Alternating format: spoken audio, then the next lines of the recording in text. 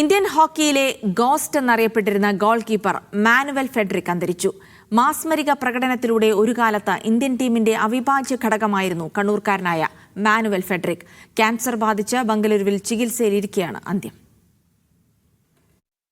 കണ്ണൂരെ ഭരണശ്ശേരിയിൽ ജനിച്ച് Indian hockey ടീമിന്റെ നെടുന്തൂണായി വളർന്ന അതുല്യ പ്രതിഭയാണ് മാനുവൽ ഫെഡറിക്. ബംഗാളികൾക്ക് പ്രിയപ്പെട്ട ദാതയും മഹാരാഷ്ട്രക്കാരുടെ ടൈഗറുമായിരുന്നു അദ്ദേഹം. സൈനികനായി ഔദ്യോഗിക ജീവിതം ആരംഭിച്ച മാനുവൽ 8 വർഷക്കാലത്തോളം ഇന്ത്യൻ കവാടം കാത്തു. 1972 മ്യൂണിക് ഒളിമ്പിക്സിൽ രാജ്യം വെങ്കല മെഡലും 73 ഹോളണ്ടിൽ നടന്ന ലോകകപ്പ് ചാമ്പ്യൻഷിപ്പിൽ വെള്ളിയും നേടുമ്പോൾ ഇന്ത്യൻ നിരയുടെ വിശ്വസ്ത കാവൽക്കാരനായിരുന്നു അദ്ദേഹം.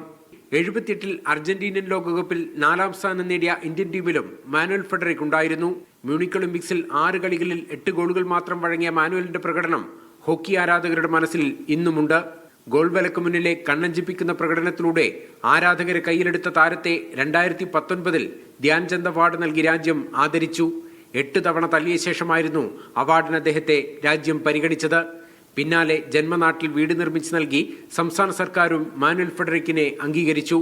എന്നാൽ അദ്ദേഹത്തിന് അർഹമായ അംഗീകാരം രാജ്യം നൽകിയില്ലെന്ന പരാതി ആരാധകർക്കും അഭ്യുദയകാംക്ഷികൾക്കുമുണ്ട്. രാജ്യാന്തര മത്സരങ്ങളിൽ നിന്ന് വിരമിച്ച ശേഷം മകൾക്കൊപ്പം ബംഗളൂരുവിലായിരുന്നു താമസം. ഇതിനിടെയാണ് രോഗബാധിതനായത്. മികച്ച സേവകളിലൂടെ ഗോൾ വല കാത്ത താരം ഒടുവിൽ ഓർമ്മകളുടെ ലോകത്തേക്ക് മറഞ്ഞു. മീഡിയ 1 കണ്ണൂർ.